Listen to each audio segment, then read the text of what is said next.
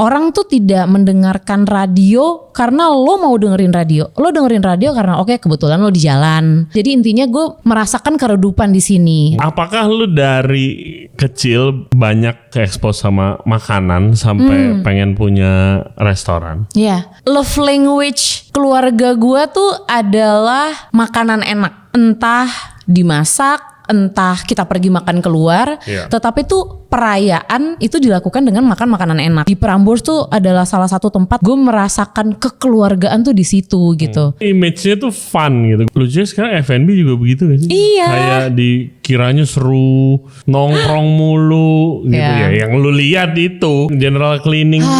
Itu betul. Bikin food cost sampai pagi depan komputernya nggak kelihatan, nggak ada yang ngupload soalnya. Bener. Ngapain ngupload? Lagi buka Excel, ngitung COGS, kagak menarik kata gue mah. Kenapa lu mutusin buat full time F&B dan nggak siaran lagi? Kita semua tahu radio tuh pada saat ini bahkan mungkin tahun ini tidak seseksi itu gitu. Terus gue bilang sama Julio, sepertinya industri ini akan menjadi kapal Titanic. Kamu gak mau naik sekoci sama aku gitu.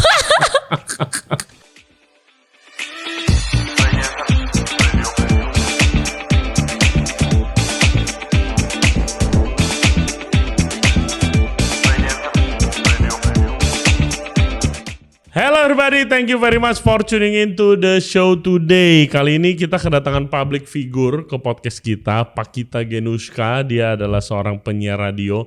Lama banget siaran di Prambors dan zaman gua kerja dulu tuh kalau lagi macet-macet sore pasti ditemenin sama suaranya dia. Ya kan, lagi siaran di Prambors. Nah sekarang dia switch nih, udah berhenti siaran dan fokus ke F&B yang tadinya sampingan sampai sekarang jadi main bisnisnya.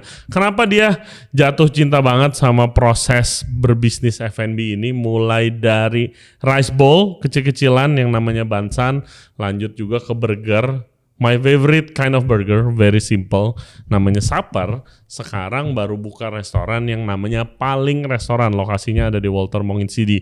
Konsepnya itu makanan rumahan, bahkan interiornya aja sengaja didesain seperti rumah orang kaya tahun 90-an katanya. Tapi makanannya luar biasa nikmatnya, khususnya chicken wing, itu favorit gue di sana. Ada yang namanya mie bibi dan juga sop buntutnya juga enak banget. Oke, hope you guys enjoy the show. Jangan lupa subscribe di Regency Radio Podcast di YouTube, Spotify, and all other podcast platform. Juga follow kita di Instagram dan di TikTok di Regency Radio. Now please welcome Pakita Genushka. Enjoy the show. Hey guys, mau infoin ke kalian kalau Regency Radio Podcast lagi kolaborasi dengan Famfrits Indonesia. Mereka adalah produsen kentang asal Belanda yang menyediakan berbagai pilihan produk kentang beku. Untuk info lebih lanjut, kalian bisa cek di Instagramnya di Famfrits Indonesia atau bisa langsung ke website di famfrits.asia. Oke, hai Genus. Hai Ray. Terima kasih udah mau nyempetin waktunya ke sini. Harus tahu dulu, gue dengerin lu lama banget waktu commuting dari restoran ke restoran waktu lagi kerja. Terima kasih ya. Suara lu khas banget dan it's an honor bisa ngobrol sama lo di podcast gue. Sama-sama loh. Gue tuh kepikiran loh. Kayak mau kesini tuh gue kepikiran. Kayak gue takut. Kenapa? Nggak tahu. Kayak gue tuh mudah terintimidasi sama orang. Masa sih? Iya. Jadi walaupun kayak gue bercangkang, yang kayaknya kayak fine aja. Padahal tuh gue sebenarnya kayak gitu loh. Gue lumayan terintimidasi sama lo soalnya. Apa? Nggak, maksudnya kan apa yang gue lakukan? Nggak tahu. Lo kan juga cangkangnya kayak tough. Nada suara lo kayak gitu. Nah itu nggak bisa diubah. Mohon maaf. Kadang nggak kayak apa-apa. Suara lo kenceng banget karena gue biasa di kitchen. Nggak apa-apa. Nggak kedengeran kalau nggak. Paham. Iya. Tapi maksud gue dengan nada suara lo, bass lo yang segitunya, terus kayak muka lo kan juga datar-datar, mata lo memicing gitu kan. Nah itu yang membuat gue kayaknya Regina tuh galak banget deh. Enggak. Kalau nggak lagi di dapur enggak. Tapi congratulations your latest project paling restoran. Paling restoran. Nggak ada C-nya ya. Jangan please, kalau kayak si paling restoran berarti kan kayak negatif ya. Negatif. Ini paling restoran gitu. Paling restoran. Yes. Ada bansan dan juga supper juga. Betul. Congratulations untuk journey lu di F&B selama ini. Terima kasih. Gue dengar lu buka tempat F&B dari teman-teman udah lama, tapi jujur ya gue pikir sampingan. Apakah awalnya sampingan? Awalnya itu sebenarnya kalau dibilang sampingan tuh enggak, karena sampingan kan berarti dia Kayak gue pikir kedua. invest aja. Oh. Karena kan banyak, gue nggak tahu, do you consider yourself a celebrity? Tapi Selebriti. tapi biasanya kalau selebriti penyiar radio yang udah banyak orang tahu, biasanya kalau misalnya buka restoran biasanya dia invest. Oke. Dan fotonya dipajang. Gah. Biasanya. Iya benar. Realita aja. Salaman sama artis lain, terus ditanda tangan sukses terus restonya Genus gitu kan.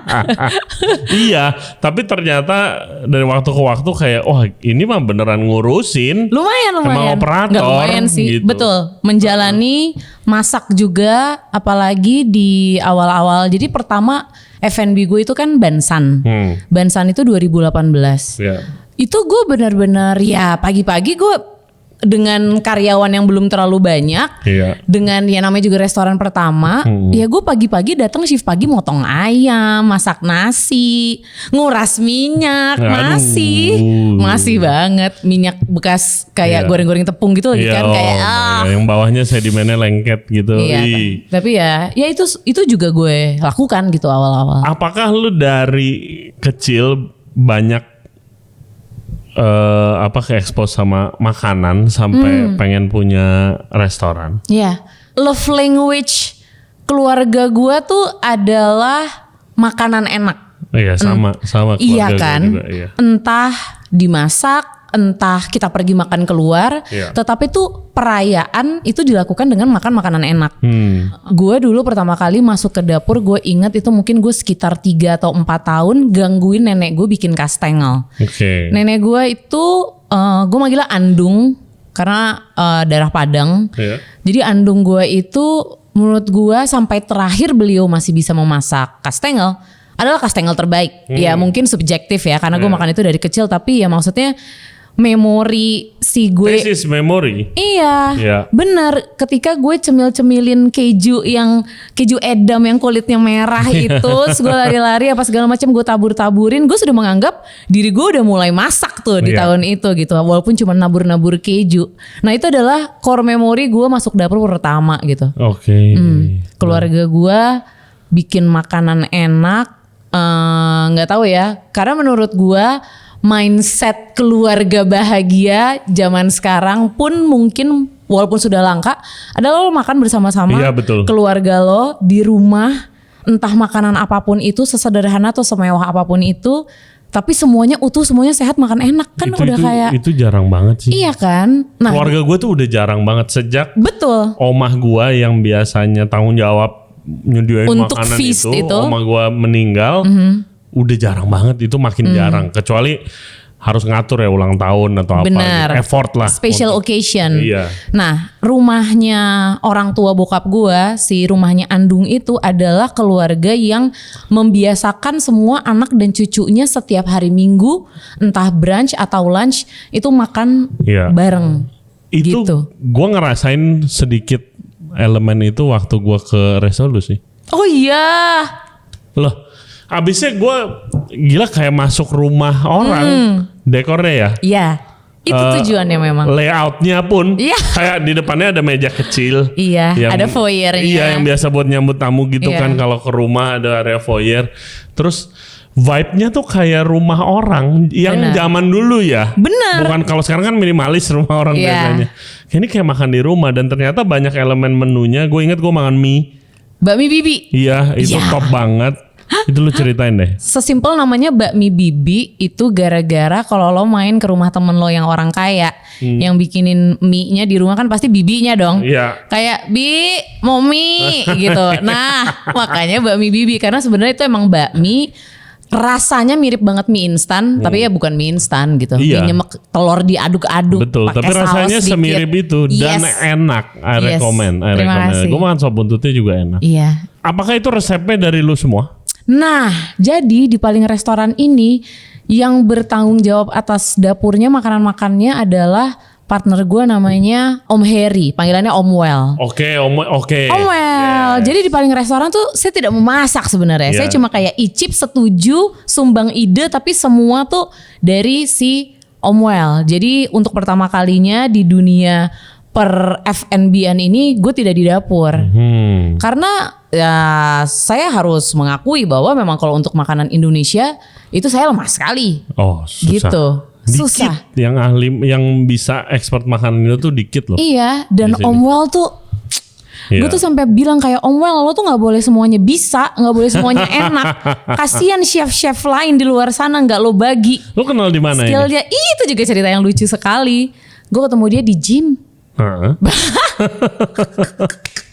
Jadi ada sebuah tempat olahraga di Cipete, ada namanya Better Shape. Terus kita olahraga di sana. Gue lumayan udah 1 tahun lebih awal dari si Om Well itu olahraga di sana. Terus gue nanya kan, karena gue itu memang orang yang kalau datang ke satu tempat bukan yang tipe halo, namanya siapa, kerjanya apa, oh nggak open conversation. Tapi gue sebisa mungkin tidak berusaha rude ya. Gue cuman kayak halo Genu, senyum, tapi bukan yang kayak ngajak ngobrol gitu. Si Om Well ini beberapa kali melihat gue, ya namanya juga olahraga jam 7.30 pagi. Attitude apa yang lo harapkan di jam 7.30 pagi? Jadi gue kan ya udah diem-diem aja, ya udah senyum seadanya dan segala macam. Terus katanya kalau muka gue diem gue jutek. Iya. Wajar karena memang begitu adanya. Tapi kan gue tidak bermaksud apa-apa. Nah intinya dia tuh ada di pikirannya si Om Well ini, siapa wanita ini? Judes sekali, wanita terjudes yang pernah aku lihat di hidupku. Om Well ngomong gitu ke gue, makanya kayak tapi lihat saja akan kujadikan dia teman baikku. Dia ngomong, akhirnya dia cerita gitu ke gue. Terus gue kayak apa-apaan sih? Nah tapi intinya dari situ, karena dia orangnya sangat ceria dan terbuka dan ngobrol dan segala macam, kita bisa jadi dekat. Nah ya udah akhirnya dari situlah gue tahu dia bisa masak. Dia sempat sebelum ada Paling Restoran dia punya warung di Melawai Plaza namanya Kuah-Kuah, jual sop janda juga, marawon di situ. Nah akhirnya gue diajak lah makan di sana. Long story short gue makan di sana, terus gue datang kayak Om, ini mendingan tempatnya diginin aja. Soalnya tuh tempatnya bener-bener kayak lo nggak tahu ini restoran, nggak ada foto apa-apa, cuma ada meja sama sendok garpu. Tidak terlihat ini tuh apa gitu, jualan apa nggak jelas. Ada gue bilang, Om ini mendingan dikasih ini minta roti ini, mendingan fotonya pajang gini, kayak gue gitu-gituin. Terus kata Om Well, kamu mau nggak bantuin untuk ya menyeting tempat ini dan brand advisor lah. Iya karena aku nggak ngerti sosial media, aku nggak bisa bikin konten untuk ngurus ojek online dan segala macam, kayak aku nggak mampu dan aku tidak mau katanya. Gue kayak oke.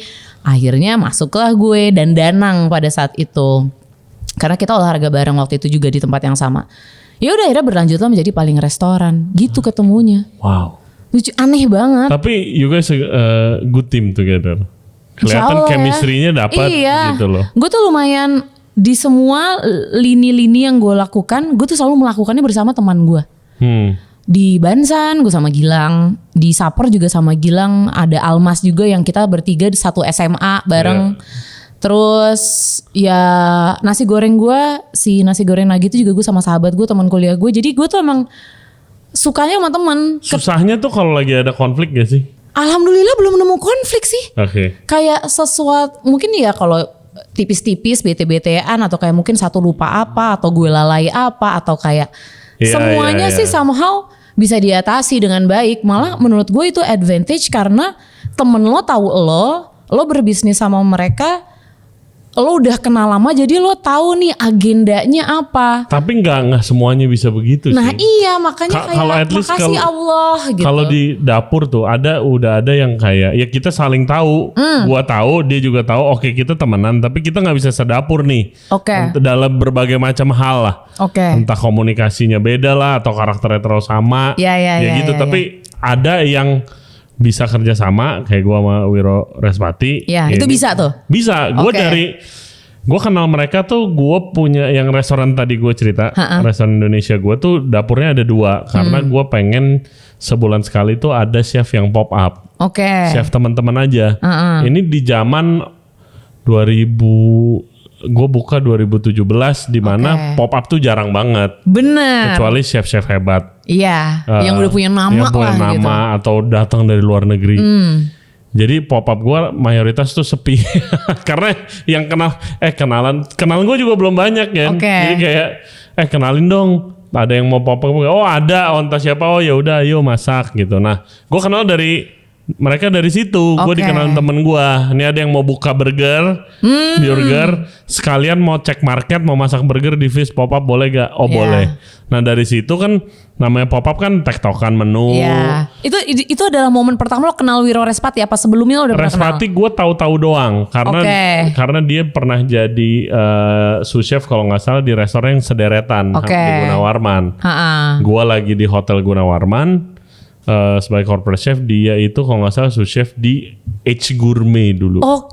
Jadi gue makan lagi ke H Gourmet dulu. Dulu kenalnya di situ tapi nggak pernah nongkrong. Nah pas tektokan pas prepare pop up, gue sukanya nggak semua orang, nggak tahu ini pengalaman lo gimana, nggak semua orang tuh mau partner bisnis atau apapun nggak mau capek.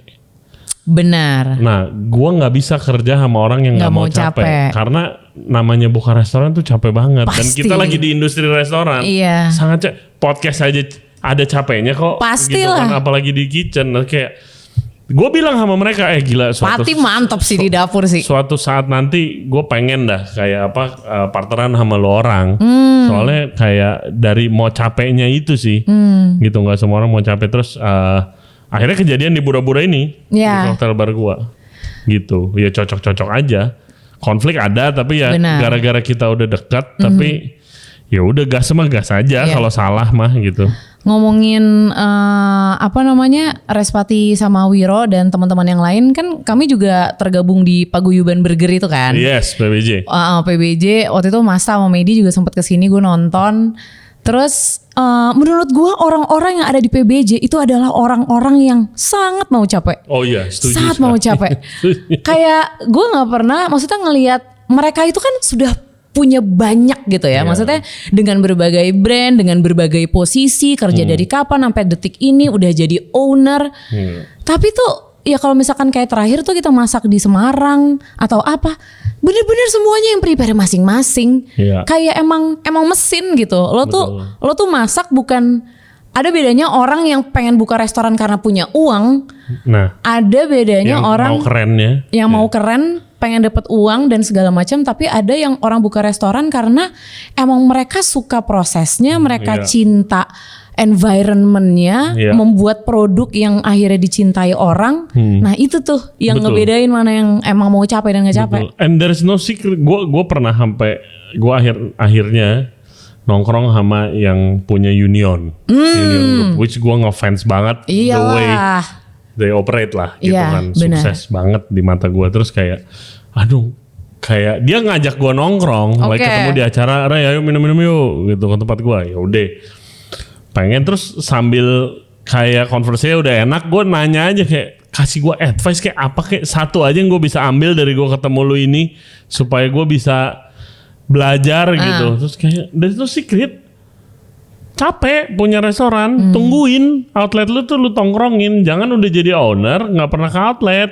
Itu juga tuh menurut gua kuncinya. Iya. Yang kayak restoran yang chef ownernya atau ownernya ada di situ sama nggak ada di situ, beda nyawanya. Beda diurusin sama enggak. Gitu. Biarpun segrup segede apa ya, you can feel it.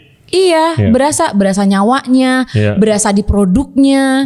Terus kayak relationship dengan customer lo. Apalagi kayak waktu supper di Cipete itu kan awalnya open kitchen kan. Kayak gue masak burger di situ ngeliat muka-muka yang sama kayak, hey, minggu lalu pesan cheeseburger, sekarang lagi pengen apa nih, ayam, ikan. That's beautiful. Iya kan. Terus itu juga adalah hal yang gue yakin akan membuat customer kayak, oh my god, gue diinget. Oh my god, ini tempat, ya berarti semua orang tuh mau merasa spesial, siapapun itu. Betul. Jadi ketika lo diingat, ketika lo itu lo akan merasa spesial gitu dan ada bonding di situ. Dan pasti lo sekarang kangen tuh masak-masak lagi tiap hari. Kangen sih, kan? Kangen ya. Tapi kayak jangan tiap hari kali ya. Itu dia. Panas loh.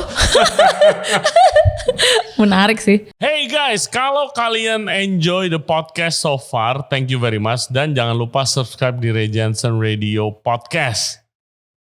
Back to the show. Tapi kalau tarik mundur sedikit, Bansan, kenapa konsepnya seperti itu? Apakah waktu itu ada lagi ngetren kah rice bowl atau gimana?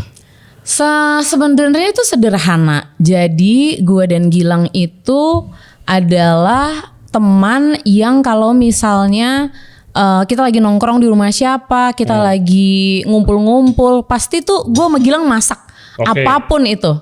Dan paling sering berhubungan sama daging, entah steak, entah burger, itu adalah makanan andalan kita. Nah terus di suatu hari sebenarnya plannya tuh kita mau bikin supper duluan. Oke, burger dulu. Kita mau bikin burger dulu karena ya kita taunya bikin itu. Kita sukanya tuh masak itu, mau bikin burger dulu. Sampai tiba-tiba kalau gak salah tuh kayak di 2017, 2018 itu lawless kan lagi jaya-jayanya kan. Kayak burger ya lawless gitu. Yang non fast food, non McD, non Burger King, KFC lalala lawless gitu. Terus gue mau bilang kayak apakah kita mampu bersaing bersama lawless gitu. Terus ya udah mikir gimana ya, pun juga burger tuh bukan makanan staple orang tiap hari nyari tuh makan burger. Akhirnya mikir. Waktu itu kita sempet makan di, oh my god gue lupa, di daerah Sudirman ada sebuah restoran Jepang. Sekarang tuh jadi 8 Man kalau nggak salah. Dulu tuh namanya Hitman yang Sudirman ujung situ dong. Iya. Intinya dulu gue lupa makan apa. Terus kita makan chicken nanban. Oke. Makan chicken nanban. Abis itu enak nih. Nasi ayam goreng mayones. Rakyat Indonesia pasti suka. Mau anak kecil mau orang gede. Nasi ayam goreng mayones itu staple. Kayaknya kita bisa deh bikin yang lebih enak dari ini. Sotoy-sotoy. Sotoy-sotoyan aja. Ya udah terus akhirnya coba-coba bikin si bumbu chicken nanbannya, terus bikin mayonesnya. Terus gue tuh percaya sesuatu yang tidak store bought itu tuh pasti akan punya value yang lebih. Betul. Dari mulai orang inget rasanya dan segala macam. Jadi tuh waktu itu kita sekarang bilangnya whole food. Whole food sekarang. Boleh. Dulu ya food aja. Kalau sekarang harus dispesifikasi. Dijelasin. Karena kalau makin jelas makin keren. Ya udah terus gimana caranya si mayones ini tuh harus jadi sesuatu yang mengikat semua nasi dan ayamnya dan bumbunya dan orang tuh inget gitu. Karena mayones kemasan tuh rasanya sama semua. Ya udah akhirnya gue sama Gilang waktu itu kayaknya R&D tartarnya aja nyoba-nyoba tuh di rumah mungkin sekitar 2 bulan lebih gitu. Kayak bikin mayones apa segala macam. Akhirnya dapat kunci, udah gas si bikin bansan ini. Awalnya PO seperti biasa di 2018 itu masak di rumah lumayan tuh kalau setiap kita ngepost yang mesen tuh 40, 70 kayak happy gitu. Ya udah akhirnya lahirlah menu si Oji Chicken Nanban pertama. Oji Chicken Nanban kayaknya seru deh kalau bikin yang pedes, bikinlah si Fire Nanban. Very nice. Thank you.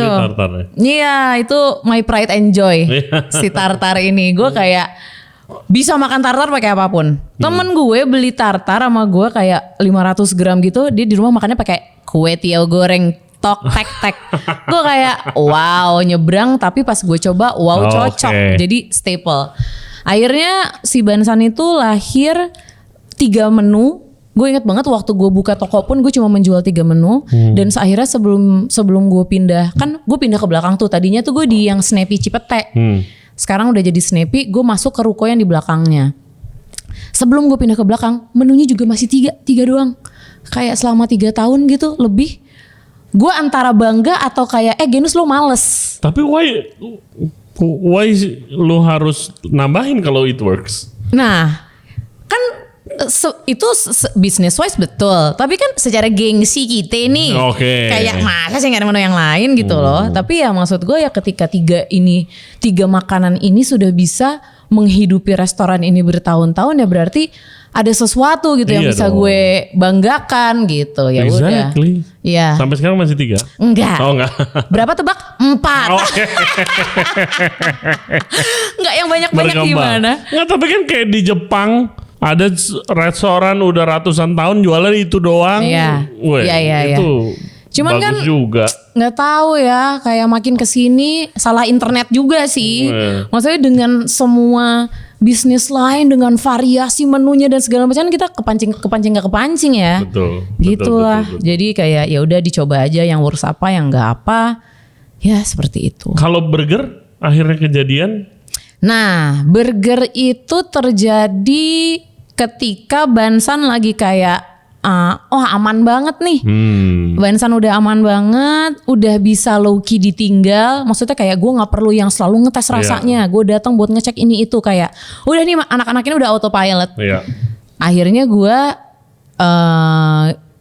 malah kayaknya tuh seingat gue jadi tuh Gilang kan Saper tuh gue Gilang Almas. Kalau nggak salah tuh yang ngomongin mau buka burger tuh Gilang sama Almas dulu. Oke. Terus pas gue kayak bisa-bisanya lo gak ngajak gue duluan gitu. Gue ngomong itu ke Gilang. Tapi kayak ya udah. Emang kayak ya gue waktu itu lagi ngopinya berdua Almas kayak oke. Akhirnya karena Bansan udah bisa ditinggal. Ya udah kayak ayo kita jalankan si burger ini. Nah apa ya. Gue pribadi suka makan burger yang bisa gue habiskan. Oke. Gue sering banget makan burger gak habis. Entah rotinya terlalu heavy. Entah isian atau toppingnya terlalu banyak. Nah itu gue nggak. Iya my kan? style juga tuh. Iya kan? Yang terlalu banyak. Ada burger-burger yang bener-bener kayak pakai daging, pakai nugget, pakai sate, pokoknya lebay-lebay gitu kan dengan segitu banyak isiannya. Nah, gue tuh nggak suka. Gue tuh mau bikin burger yang proper, yang staple, nggak neko-neko, tapi nyaman. Iya. Jadi dari situlah lahirnya si Saper gitu. Ini smash burger. Jadi kalau yang gue bawa ini itu salah satu varian terbaru kami, Pak. Oke. Dia namanya adalah JC Cheeseburger. JC itu datang dari Juicy and Crispy. Jadi ada 2 patty, yang satu patty-nya dibikin agak tebal, yang satu di smash. Jadi ada dapat juicy-nya, dapat crispy-nya karena ada satu kegelisahan di mana kayak nggak bisa decide gue mau yang tebal atau mau yang crispy karena kan mut-mutan. Kita gabung saja dia menjadi satu. Jadi namanya JC Cheeseburger. Gue sukanya kenapa itunya banyak pickle. Iya benar. Gue juga suka pickle. Enak loh. Ini adalah menu kolaborasi Friends of Saper. Jadi Saper itu punya kayak program apa ya? IPO bukan IPO namanya. IP. Betul Pak. Jadi Saper tuh punya IP namanya Friends of Saper. Ya itu collab-collab sama teman. Dari mulai yang masak sampai nggak masak. Sampai ini si JC Cheeseburger ini lahir dari kolaborasi kita bersama ada teman kami bernama Sandega dan Risma. Sandega ini musisi juga, anak gaul juga. Pokoknya teman kami lah. Nah mereka yang mengidupkan si JC Cheeseburger ini. Terus itu adalah salah satu event Friends of Saper dengan sales tertinggi. Oh nice. Iya jadi kayak gue suka banget lagi nih burger. Kayak gue gak mau setelah event ini selesai gue gak bisa makan. Kayak Sandega Risma kalau misalkan kita jadiin ini menu permanen boleh gak? Katanya boleh dong. Mereka juga komentar yang sama. Ya gue juga mau makan itu terus gak cuma hari ini doang gitu. Jadilah JC Cheeseburger. Oke. Pengalaman lu selama ini apa kuncinya untuk bisa bertahan? Apa kuncinya? Wah. Lu lewatin pandemi juga kan? Ya kan itu pasti tough right? Even Saper buka pas lagi pandemi-pandeminya. Oke. 2021 gue inget banget tuh foto gue lagi dry run Saper tuh. Ya ada Resvati, ada Wiro, ada siapa teman-teman gue, ada Lucky, semuanya pada pakai masker gitu fotonya gue inget banget. Gak tahu sih. Gue tuh kayaknya nggak pernah menjalankan segala sesuatu pakai rumus. Kan maksudnya banyak ada tips apa nggak tahu. Gue tuh lumayan apa ya?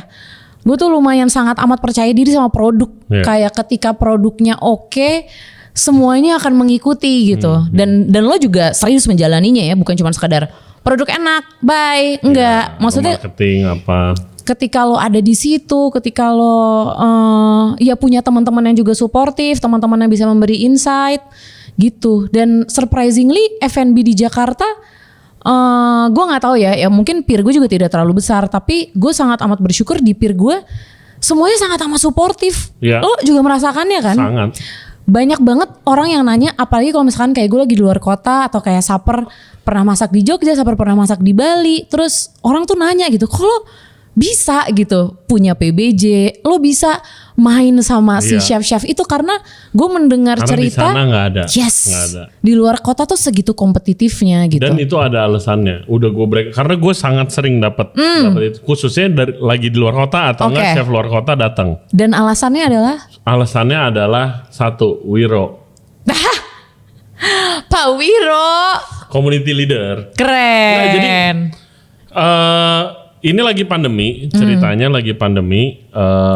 Resto gue tutup, burger tuh lagi suffering juga, kursi dinaikin, kan nggak boleh. Iya. Terus apa namanya PSBB? Iya, PSBB. PSBB. Banyak banget namanya ganti-ganti. Istilahnya kan. terlalu banyak. Terus Wiro tuh cerita, lu tahu gak sih komunitas kopi itu tuh di Cipete aja tuh kental banget mainnya, saling support, nggak kubu-kubuan kayak chef nggak jelas, ya bang. Kayak kalau ya pasti ada lah si ini nggak demen sama ini, tapi kalau udah lagi event apa support semua. Betul. Setor muka semua. Betul. Dan itu jadi saya sebagai warga Cipete merasakannya, Pak. Nah, iya, dan gua kan bukan warga Cipete, gua warga Puri. Jauh banget terus Puri kayak Pride. kayak nggak di tempat gue sih kagak ada begituan sih. Terus kayak di yang Senopati tuh nggak kenal semuanya, nggak saling kenal. Terus jadi industri kopi tuh maju banget, cepet. Kebuka jalannya tuh cepet banget. Chef tuh harus mulai begitu, dia bilang kayak gitu. Keren banget, visioner. Lu kita bikin lah, terus udah terus mau ngapain? Gue mah ikut aja. Gue bilang ikut, paling apa podcast, kalau mau podcast ayo. Terus kayak kumpulin deh anak-anak. Anak-anak podcast kumpulin. Terus lu ngumpulin kenalan lu. Iya. Gue ngumpulin kenalan gue. Akhirnya kita ngumpul di burger. Oke. Nah, tahun pandemi. Oke. 2020-an.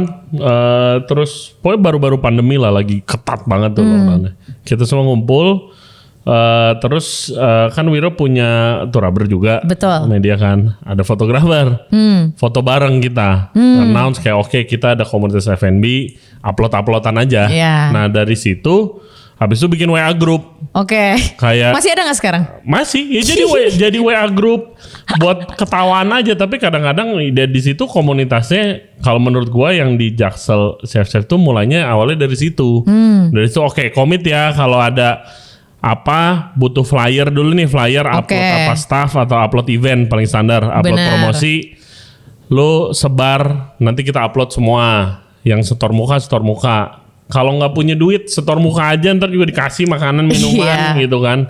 Nah abis itu ya karena kita lagi nggak ada kerjaan dan butuh support juga satu sama lain, ya jadi awalnya tuh dari situ. Nah dari situ mulailah ada yang collab, ada yang ngajak collab lagi, terus habis itu ternyata orangnya cocok lagi jadi nongkrong juga. Nah mulai dari situ nggak lama 2000 setelah setahun lah. Gue kedatangan chef-chef dari Bali podcast. Nanya, kok di Jakarta chef-chef bisa main begitu? Gue aja sama restoran seberang, kalau gue nongkrong sama anaknya, chef gue nyindir gue, ngapain kamu nongkrong gitu? Why? Gue bilang, why people? Bali. Gue bilang Bali. Gue pikir lebih chill. Benar. Terus dia nanya gue kenapa Jakarta bisa begini. Ya gue keinget lagi. Gue bilang harus ada yang mulai dari tongkrongan kecilnya. Iya. Waktu itu yang nanya gitu Chef Maximilian. Iya. Harus ada gitu ya. Tapi kan nggak kenal ya. Ya DM aja. Benar. DM aja, suruh nih chef-chef mau ngumpul. Akhirnya dibikin lah waktu itu kalau nggak salah di Braut. Ngumpul di Braut Bali, ngumpul barbekyuan, bikin sandwich, iseng-iseng ngumpul, dikumpulin sama bikin WA group lagi apa gitu. Lama-lama jalan dan mungkin nanti ada yang nyontohin ada komunitas F&B lain lah gitu. Tapi kan komunitas juga gitu kan yang move the needle gitu. Nah, dari situ Bali akhirnya sekarang ada komunitas anak-anaknya pada main juga lah.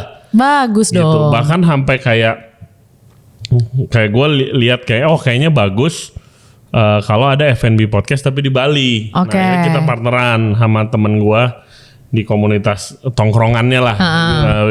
Kita bikin podcast bareng namanya On The Pass, ada di Bali tapi nguploadnya di channel kita. Oke. Gitu. Jadi komunitas F&B Bali lebih kenceng lagi lah. Nah, pertanyaan itu juga kayak ada di Bandung, pada nanya kayak, chef kok di sini rada kurang main nih, kurang nongkrong gitu. Teman-teman chef gue di Bandung juga kayak jarang ada yang nongkrong nih gitu. Terus habis itu ada satu lagi nanya juga, terus gue nanya kenapa lu gak nongkrong sama dia aja, dia juga lagi nyari temen nongkrong tuh. Aduh, gue takut nongkrong sama dia terintimidasi. Ya elah, gue bilangnya kalau sampai begitu kalau masih begitu nggak bakalan jalan kemana-mana. Kuncinya jangan gengsi. Yoi. Bener, karena ya kayak tadi gue bilang sebelumnya gue takut sama Ray. Terus ternyata pas ngobrol-ngobrol, loh ternyata kita seangkatan. Terus gue kayak gitu. Jadi kayak lo kalau nggak buka pintu ya nggak bakal ada yang masuk. Betul. Seperti itu, friends. Ini paling resto. Ini kan skalanya berbeda ya sama Banten sama Saper. Ya. Lebih bener-bener restoran. Investasi juga pasti lebih besar. Apa yang membuat lu yakin kayak oke, gue udah berani nih take the next step. Kembali lagi yang seperti tadi gue sudah bilang, gue sangat amat percaya sama produknya. Kayak Om Well tuh masak luar biasa banget, Ray. Dia bikin apapun tuh respon gue selalu kayak terpesona gitu loh. Dia itu bisa masak sesuatu yang menurut gue quote unquote sempurna tanpa harus menjadi restoran-restoran modern atau yang kayak upscale atau apa gitu. Upscale dan segala macam, karena at the end semodern-modernnya restoran, orang tuh akan mencari yang nyaman gitu. Nah, semua makanan Om Well keywordnya adalah nyaman. Makanya akhirnya dituruninnya, ya ini rumahnya Om Well. Paling restoran tuh kita tuh punya, ini tuh rumah gitu. Lo kayak mungkin bisa merasakan makanan-makanan yang mungkin dulu nenek lo bikin, nyokap lo masak, di rumah bikin rawon, atau kayak apa sesimpel cemilan-cemilan kayak misalnya tante lo suka bikin risol kalau bulan puasa gitu. Jadi ini adalah tempat makanan yang nyaman, yang rasanya familiar, tapi tuh door gitu. Karena ada ya, maksudnya kalau masakan rumah kan pasti nggak semuanya punya rasa yang bener-bener sama dan mentok-mentok ya, rumah dengan keterbatasan bahan baku yang ada di rumah juga kan gitu. Tapi kalau di paling restoran ini sebagaimana Om Well berusaha untuk menyajikan yang makanan yang terbaik gitu. Ada kesamaan gue sama Om Well kalau masak. Kita selalu ada di borderline kasinan atau enggak. Jadi kayak ada orang-orang yang ini kayaknya kasinan deh, ini kayaknya enggak deh. Nah itu gue sama Om Well tuh suka ada di garis itu tuh. Jadi kayak emang taste palette rasanya Om Well tuh manis, asin, asam, semuanya tuh mentok gitu. Nah itu yang bikin gue sama Om Well tuh cocok. Biasanya level keasinan dan kemedokan suatu restoran tuh tergantung sama lidah ownernya demennya kayak apa kan. Bener. Tapi ini ya, gue lagi di paling restoran, keluarlah chicken wing. Tapi kita gak mesen, ada yang bawain. Mungkin salah naro atau apa. Kita gak pesen chicken wing, ya udah taruh aja ntar juga habis gitu kan. Gue makan, gue langsung anjir. Gue langsung nanya, ini siapa chefnya cuy. Chicken wingnya enak banget. Gurih. Kulit kalau baru matang gue inget kulitnya crispy. Gue kayak ini gue sama, karena kan kita satu meja chef kan. Kita tahu. Depan lu Lucky gue inget sama Bejo ya, lo makan bertiga tuh awal datang. Ini bukan chicken wing asal goreng Joy. Ini gue nanya ini siapa chefnya, gue bilang. Terus mereka nggak tahu tuh, Wiro Rasmati belum datang. Nggak tahu gue. Anjir, ini bukan chicken wing kaleng-kaleng nih, gue bilang enak banget coy. Enak loh chicken wingnya. Enak, jadi memang ya dia gitu. Inget gue kayak Om Well kalau nonton tolong dikoreksi ya. Seinget gue tuh ini tuh kayak nggak pakai tepung. Dia itu bener-bener direndam di blenderan, bawang putih satu kebun gitu dan lain-lainnya udah didiemin lama, diinginin dan segala macam baru digoreng dar. Gue kayak tapi emang gurih banget. Gue tuh ini sama nasi aja tuh udah cukup Iya, gitu. Sumpah itu pakai nasi enak, itu dimakan sendiri enak. Waktu itu gue ingat banget lo sempet mention kayak ini buat nemenin ngebir enak banget gitu. Iya. Gila. Kita tiru. Amati tiru modifikasi. Ya begitulah. Jadi emang gue tuh berusaha sekali menjadikan si Paling Restoran ini adalah tempat orang di luar sana yang merindukan hangatnya rumah gitu. Dari mulai cara Om Well menyapa tamu-tamunya, terus dari mulai makanan-makanan yang dihidangkan. Yang udah mulai langka tadi kita bilang kan. Ya. Gue inget banget kok, gue pernah baca di mana ya, sebuah artikel di Instagram apa di mana gitu, kayak masalah nomor 1 orang di Jakarta. Ini selain uang ya, maksudnya yang mereka rasakan kesepian. Kesepian. Jadi kayak mayoritas orang di Jakarta tuh lagi merasakan kesepian gitu. Makanya kita bikin rumah gitu. Lo kalau kesepian ya lo pulang aja ke sini. Lo akan bertemu dengan paman lo yang jago masak. Lo akan kayak santai di rumah yang mungkin dulu di rumah lo juga nggak sebagus itu. Rumah gue juga nggak ada chandelier. Ini adalah rumah-rumah yang gue tonton di sinetron tahun 2000-an, tapi mirip banget lagi rumah-rumah sinetron. Bener-bener marmeran. Mood board gue adalah rumah Pondok Indah yang dipakai buat syuting film Bidadari. Dengan tangga muternya. Iya. Itu. Gue mention tuh ini kayak rumah Pondok Indah. Iya. Gue bilang kenapa didekor seperti ini ya? Apakah tempat? Gue kayak ini tempatnya begini. Gue nanya gitu. Kagak, emang konsepnya rumah Pondok Indah. Oke. Sebelum gitu tuh itu tempat bener-bener putih polos garasi mobil aja. Bener-bener kayak kita jadikan seperti itu. Bahkan semua pajangan-pajangan yang lo lihat di Paling Restoran itu gue angkut dari rumah nenek gue. Gucci, ada pilar dengan lampu Yunaninya itu, ada cendrawasih apa segala macam. Itu gue bawa dari rumah nenek gue. Kalau lu bawa konsep makanan dari keluarga lu segala macam, keluarga lu berpikir apa tentang Paling Resto? What's your opinion? Sejujurnya keluarga gue yang udah ke Paling Restoran tuh baru emak gue doang.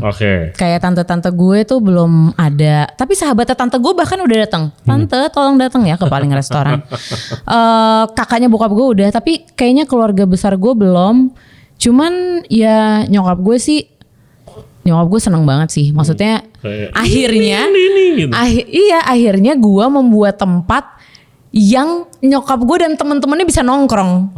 Karena selama ini kan gue bikin supper, gue bikin bansan, udah tempatnya kecil, makanannya modern gitu. Jadi kan kalau kayak buat ibu-ibu ya mereka nggak bakal stay yang gimana-gimana. Betul. Gue belum pernah bikin tempat yang keluarga gue tuh enjoy gitu, nongkrong yang emang kita pergiin gitu belum. Iya. Nah itu gue mau channeling kayak gimana caranya the feeling lo makan sama keluarga lo di restoran tapi sampai nyokap lo bokap lo tuh semuanya nyaman gitu. Karena makin kesini semuanya tuh makin modern, makin kesini semua makin pan Asian, futuristik, animalistik, galaktik apa gitu.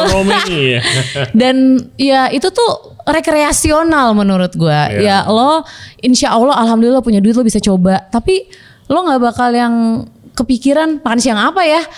Akan ku coba pensir baramundi dengan lalalala. Enggak kan? Lo bakal kayak makan sop buntut enak deh gitu. I'm feeling like makan bakmi bibi gitu. Ya, gue dulu setup Gunawarman restoran Sofia.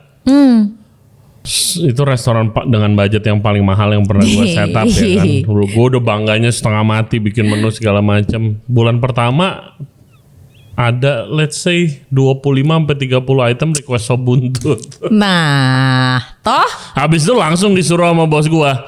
Bulan depan harus ada Rey. Udah gak bisa loh dia kasih. Iya siap. Betul. Akhirnya sop buntut dan iga bakar. Terus habis itu jadi best selling item. Iya benar. Emang orang nyari nyaman. Makin kesini gue tuh merasa ya, maksudnya gak cuman sekedar karena sosial media atau apa. Gue tuh juga merasakan sekitar gue sudah pasti makin aware sama kesehatan. Sama juga mereka aware sama waktu yang mereka miliki bersama keluarga mereka gitu. Gue sekarang tuh misalkan mau ngajak nyokap gue makan, kegelisahan gue bingung karena makanan restoran yang biasa gue datengin tuh kayaknya nyokap gue nggak ini. Ya. Karena smoking lah atau karena apa atau karena makanan terlalu modern gitu. Jadi gue mau menciptakan space di mana lo tuh bisa ngajak nyokap lo bisa ngajak keluarga lo, nyokap lo bisa ajak temen-temennya arisan di sini. Gitu. Coba. Paling restoran. Nyokap gue sih bakal enjoy sih sama makanannya paling restoran, ntar gue bawa. Terima kasih, ditunggu kedatangannya. Kadang kayak gue bawa ke tempat mana yang kayak pas sampai baru kayak aduh kayaknya nggak enjoy nih, makanannya bakal susah gitu kan. By the way, kenapa lo mutusin buat full time F&B dan nggak siaran lagi? Nah, jadi hidup gue tuh lumayan lompat-lompat. Gue banyak merasa, gue tuh pernah punya kegelisahan di hidup gue. Kayaknya jalan hidup gue tuh semuanya pintunya dibukain sama orang. Jadi gue tuh sebenarnya tuh worthy apa enggak? Ada di tahun berapa gue lupa deh, gue punya kegelisahan itu karena jadi too easy, too smooth. Oke. Dimana maksudnya kan kalau gue baca success story orang kayaknya tuh struggling apa-apa. Gue juga ada feeling itu kan? sih. Kok gue gak pernah sesusah itu dulu ya. Jangan-jangan gue gak bakal sesukses itu. Itu exactly sama yang bikin gue worry adalah tainya gue kapan nih dateng gitu. Kayak gue jadi worry sendiri kalau semuanya terlalu smooth. Karena gue percaya hidup tuh seimbang. Jadi kalau semuanya baik, gue takut banget susahnya di belakang gitu. Gue tuh masuk Prambors dibukain pintunya sama Danang, Dimas Danang Suryanegoro. Gue di BINUS kuliah anak DKV. Gue bergabung di radio kampus, bukan sebagai penyiar. Gue nggak ngerti penyiaran dan segala macam. Gue masuk radio kampus sebagai anak kreatif. Maksudnya tim-tim desain, bikin poster, apa segala macam visual.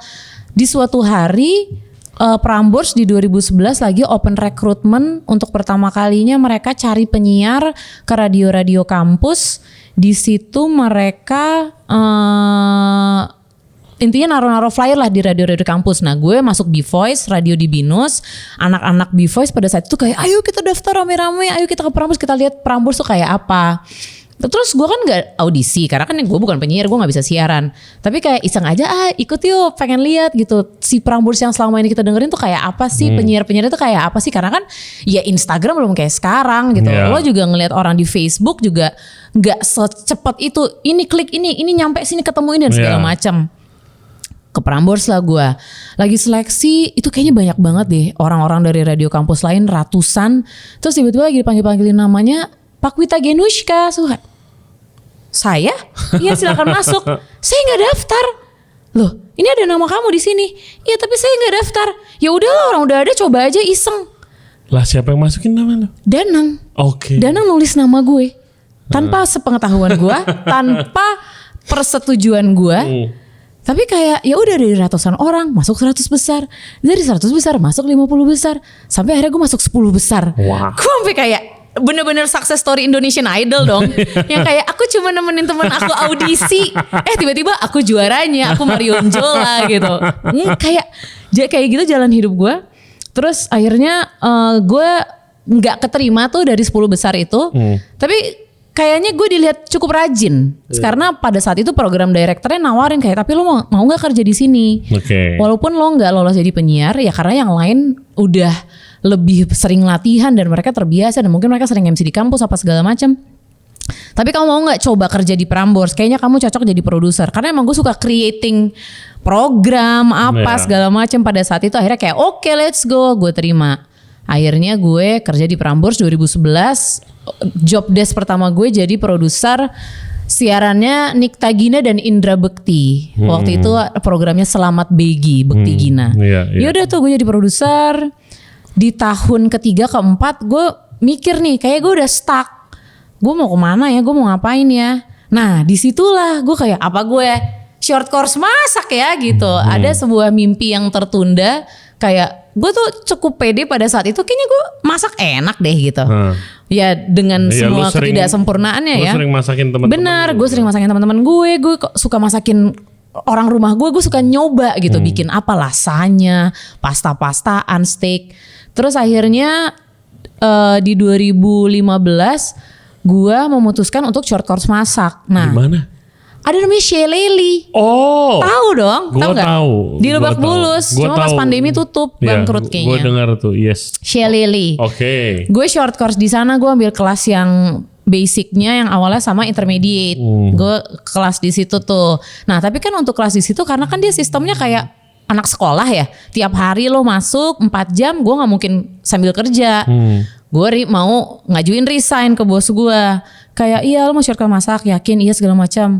Iya soalnya kalau aku jadi produser gue stuck. Gue gak mau, karena di atas produser lo jadi program director. Dan gue gak mungkin jadi PD pada saat itu. Kayak masih anak kecil gitu tahu apa.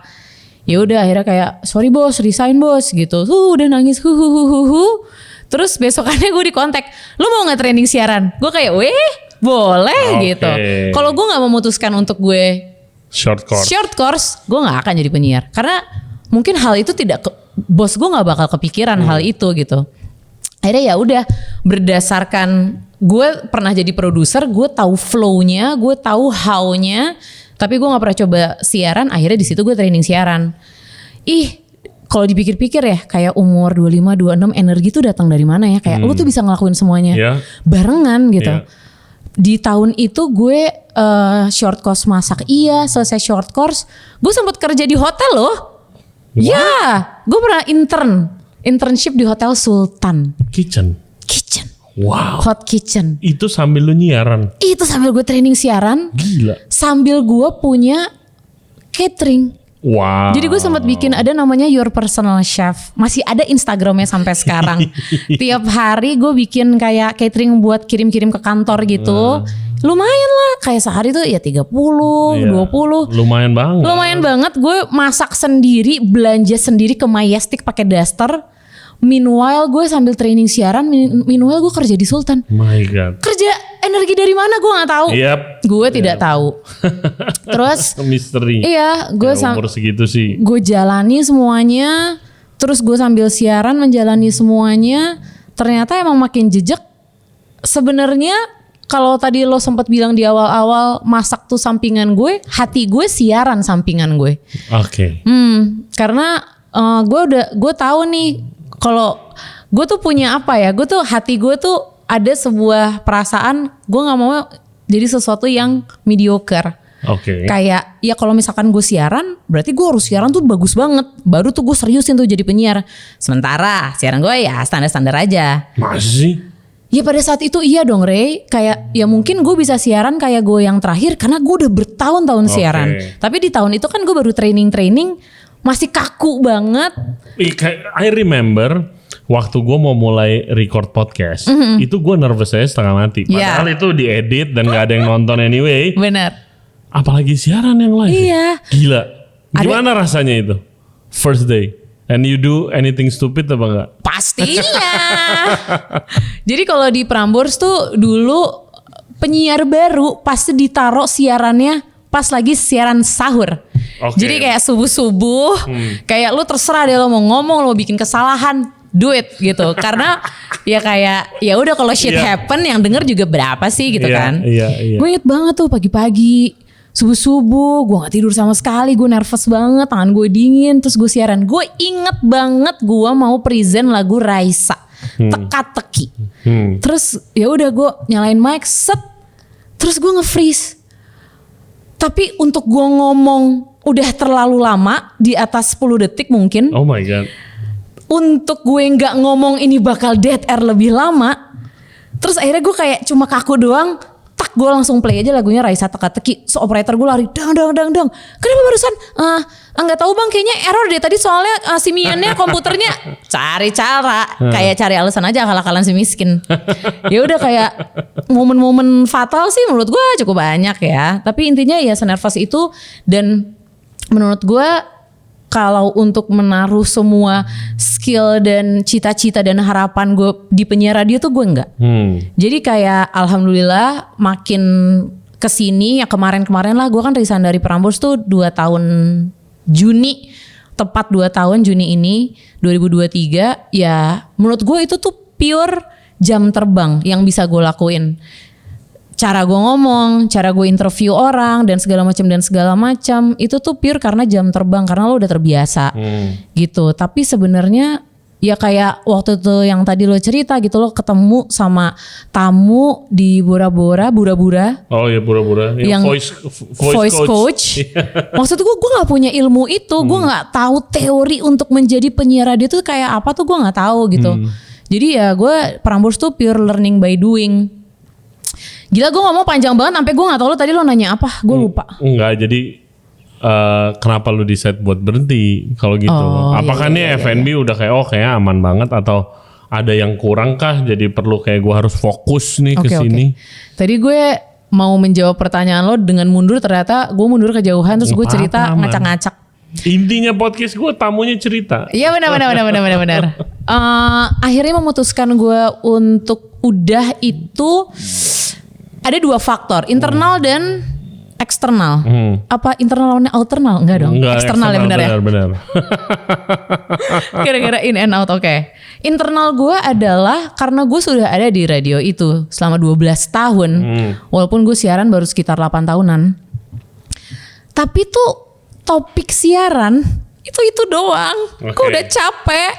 Kayak kalau lagi bulan puasa, kaulah muda, lo kalau lagi sahur last minute makanan apa yang lo makan atau lo masak di rumah, kayak itu tuh gue udah bawain itu setahun sekali gitu.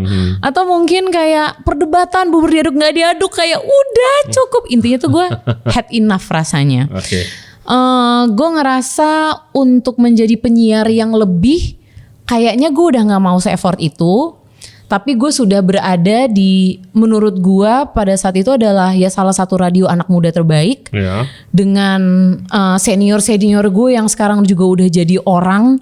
Dan mereka adalah penyiar-penyiar radio terbaik yang pernah gue dengarkan juga. Banyak yang ngajarin gue hal-hal di luar nalar. Dari mulai mainnya sampai ilmunya, sampai kayak gue belajar dari mereka siaran. Tapi kayak ya gak tahu, gue udah cukup aja sama semua rutinitasnya, sama sistemnya dan segala macam. Kayak menurut aku udah cukup. Ayo yang adik-adik aku, mari diteruskan, perjalanan lu masih panjang gitu.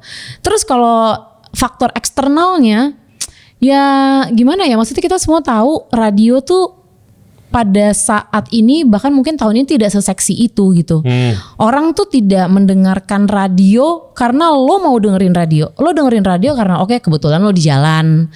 Kebetulan lo lagi di mana gerbang tol atau di minimarket, mereka dengerin radio. Atau mungkin lo lagi commuting tapi lo kayak kesepian atau lo pengen dengerin orang ngomong, ya lo dengerin radio. Tapi tuh itu bukan sesuatu yang lu bener-bener dengerin. Karena gue waktu SMP atau apa terakhir, gue bener-bener pulang, gue matiin lampu, gue matiin TV, gue nyalain Prambors, gue dengerin Yuda Perdana. Segitunya gue mau dengerin radio, dan sebutuh itu gue minta ditemenin.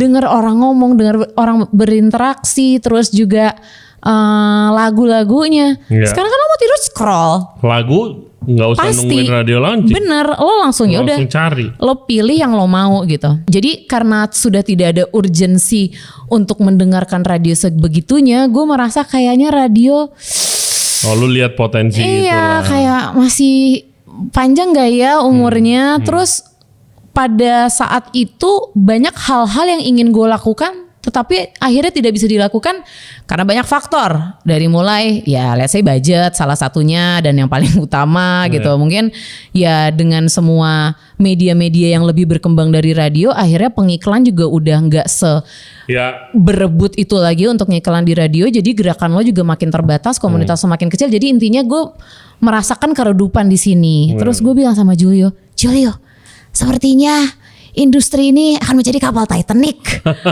Kamu gak mau naik sekoci sama aku gitu.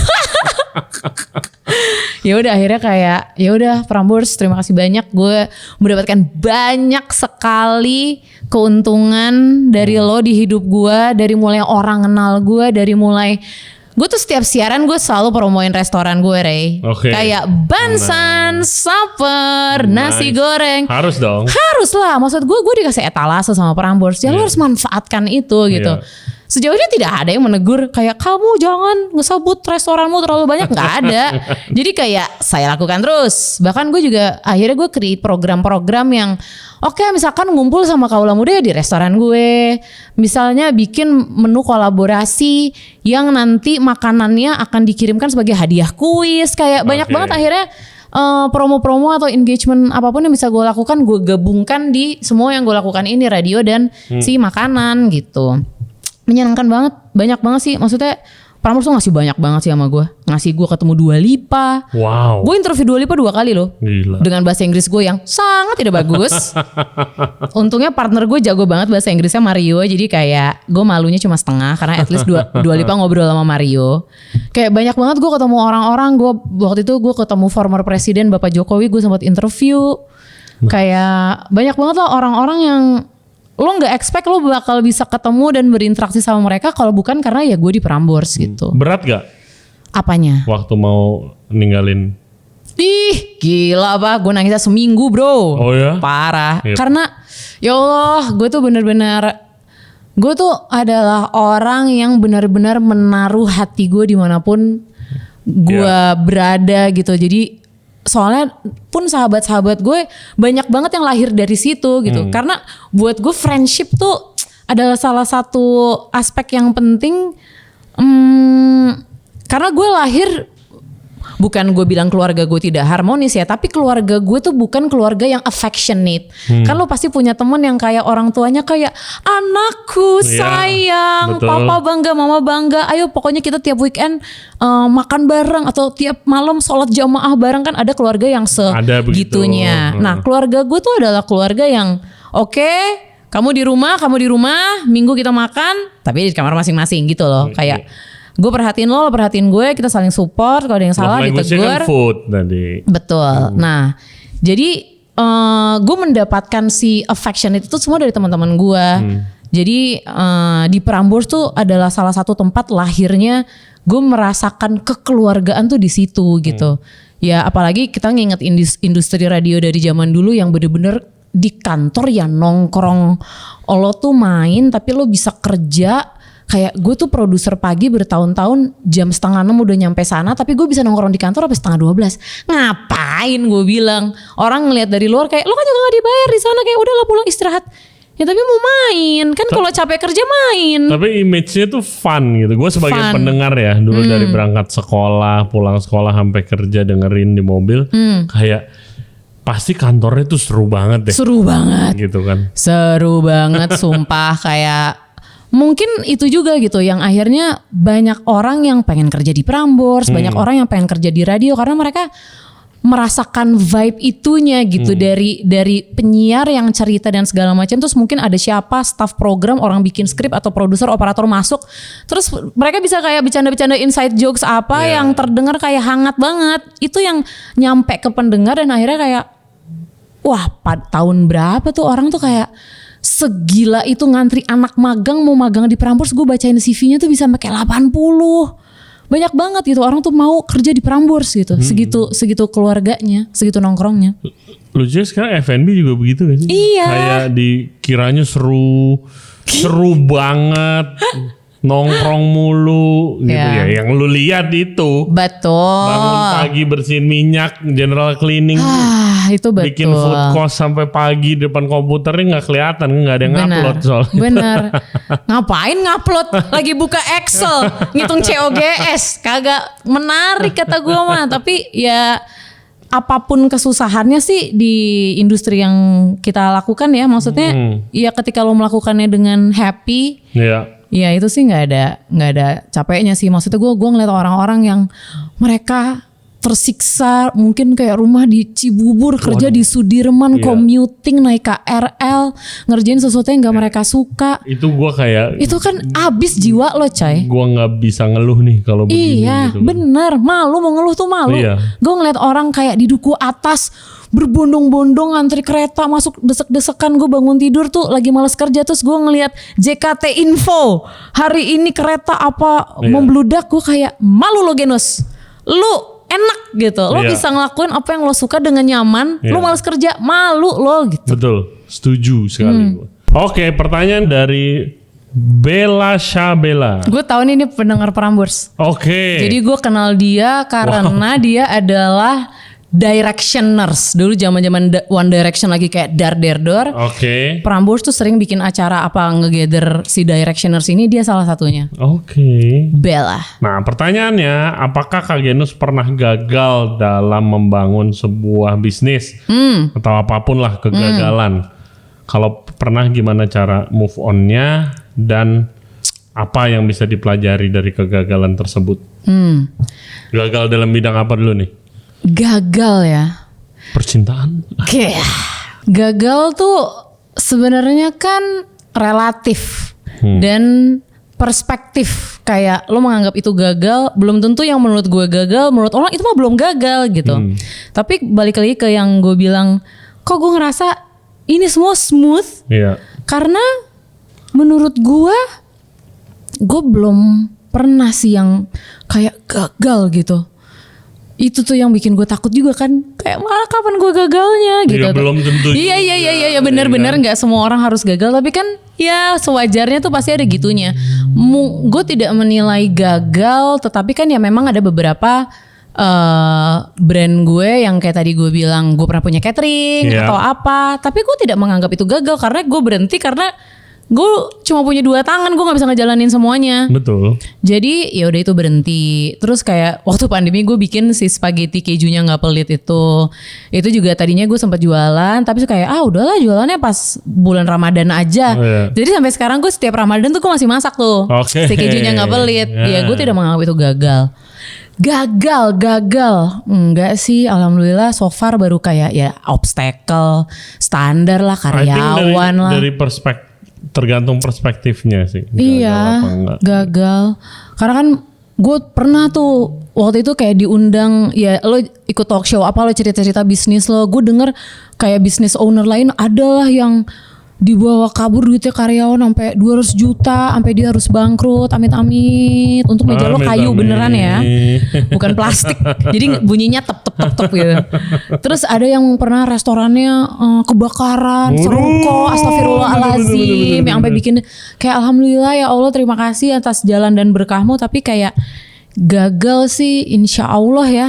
Iya. Dan tergantung, resto gue tutup setelah gue bangun. Nah, lo merasa itu gagal apa enggak? 2 minggu berasa gagal. Oke. Gue ya depresi lah. Oke. Karena itu life saving gue. Itu life saving, dan bener-bener pandemi tuh ya untungnya masih disupport sama orang tua, tinggal di rumah orang tua. Itu tidak punya apa-apa sama sekali. Yang gue punya dan sudah berjalan adalah podcast. Oke. Nah, Bella coba ditanyakan ke Bapak Ray bagaimana cara bangkitnya. Move on-nya gue lagi curhat ke bini gue gitu kan. Kayak gila gue depresi parah. Terus awal dia bilang ya gak apa-apa. Lu berhak lah. Lu yang lu bangun selama ini. Pagi siang malam lu di sana gagal. Ya udah stres gak apa-apa stres. Jangan lama-lama gitu. Terus minggu kedua begitu gue curhat lagi dia udah ngomelin gue. Lu mau sampai kapan? Benar. Ya yang lu suka apa? Masak kan? Ya masak di sana. Jadi gue cari kesibukan itu. Oke. Jualan Chinese food catering rumahan gitu kan pas pandemi. Tapi looking back, gue sangat bersyukur itu tutup. Karena sekarang gue bisa concern ya whatever happen yang di belakang itu yang membuat gue concern di podcast. Betul. Dimana sekarang jadi main bisnis gue. Betul. Kayak gitu. Kayak lo tuh nggak bakal jadi lo tanpa jatuh-jatuh dan gagal-gagal lo yang di sebelumnya gitu. Nggak mungkin gue concern ke podcast sebegininya sampai gue berani hire tim waktu itu.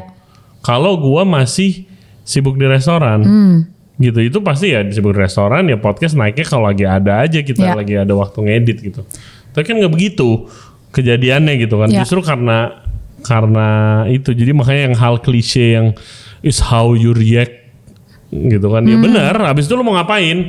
Restoran tutup mah biasa. Dan kalau strategi gue biar cepet move on, gue cari orang yang lebih susah dari gue. Oke. Dan banyak banget kalau gue ya. Itu betul. Kalau gue tuh banyak banget. Gimana staff gue? Yang waktu restoran gue tutup itu. Gitu kan. Terus ada satu poin lagi pandemi juga nongkrong di restoran temen gue yang tutup. Terus ada temennya nih salah satu restoran owner terbesar di di Indonesia. Oke. Terus habis itu kayak Chain berarti tuh? Iya, chain. Oke. Dan levelnya satu Indo ya. Padang berarti? Enggak. Oh enggak. Terus habis itu makanan Jepang. Oh. Terus habis itu kita ambil ngawan gitu kan, kayak kenapa lu bete banget dari tadi nggak ada senyumnya. Iya bro, gue baru aja belum lama gue nutup tuh restoran gue sebelahnya. Jadi bener-bener itu next to my restoran yang gue tutup. Terus kayak itu restoran gue di situ dulu tutup, ada staff 30 orangan, gue nggak bisa selamatin sama sekali. Gue pengen ada beberapa yang gue oper ke temen gue gitu. Gue paling bete-nya tuh itu sih. Yeah. Gue mikirin staff gue gini segala macam. Life saving gue di sana semua abis sudah deh. Oke. Terus lo mau ngapain? Ya gue sekarang lagi podcast gini gitu. Tapi ya itu sih 33 orang itu gue nggak bisa selamatin, gue bete. Ray, tadi barusan sebelum kesini gue baru aja tanda tangan kertas. Gue harus rumahkan 10.000 orang. Gimana gue rasanya? 10.000? Iya. Anjir, industri sih itu. Iya. 10.000 orang gue rumahkan. Itu gimana rasanya, Ray? Lo nggak bisa mikir kayak gitu kalau mau jadi pebisnis. Oke. Jadi kayak dalam hati gue nggak ada apa-apanya nih yang gue sedihin gitu sama dia. Iya. Gitu. Tapi karena lo mention itu barusan ya, akhirnya gue jadi bisa menghubungkan ke kegagalan, perasaan gagal. Itu ternyata gue alami baru banget. Ramadan tahun ini. Kenapa? Dimana gue harus mencicil THR karyawan gue for the first time dari 2018. Karena gue nggak tahu sih restoran lain, tapi kayak yang gue jalani sih Ramadan kemarin gokil sih, strugglingnya. Banyak yang bilang aneh. Kenapa kok malah turun? Bukannya biasa Ramadan adalah saatnya nyayur. Bener, tapi kayak nggak tahu daya beli orang dan segala macam. Nah itu situ ada sebuah perasaan gagal karena gue tuh benar-benar berusaha bisa mungkin untuk menjaga ya rekan-rekan kerja gue si karyawan itu. Karena lo benar-benar mempercayakan dan mempertaruhkan restoran lo, kualitas lo, nama baik lo sama mereka gitu. Lo harus punya relationship yang baik. Betul. Gue bersyukur banget dari 2018 ya sampai detik ini punya apa misalkan Bansan, Sapor apa segala macam. Turnover karyawan gue kayaknya nggak ada 5 orang deh. Gila. Lu parah loh. Ada yang kerja sama gue dari awal sampai nikah sama kasir gue, sampai punya anak. Gue kayak ntar lo di surga bikinin Bansan ya buat gue gitu kan, katanya kalau lo jodohin orang dapat satu rumah di surga. Saya nitip restoran aja deh. Sumpah itu masih sama gue. Istrinya tuh bener-bener dari buka pertama pintu Bansan, kalau dia 1 tahun setelahnya si anak cook ini kayak gitu. Kayak relationship gue sama mereka tuh gue jaga banget. Makanya mereka kecewa tuh gue ngerasa gagal gitu. Tapi dari kenalan gua banyak yang THR-nya dicicil. Iya. Banyak emang parah katanya ya. Nah, gitu. Jadi mungkin in general cara bangkit kalau dari gue lo harus melihat, lo harus punya faith di diri lo sendiri. Lo mau apa, lo bisa apa, itu yang lo kembangin gitu. Kayak jangan tergantung sama orang. Setuju. Dan apapun itu kayak lo harus berusaha sendiri. Setuju. Apa yang gue bisa ngapain lagi nih gitu. Bener, itu keywordnya. Gue bisa apa lagi, apa yang harus gue lakuin gitu.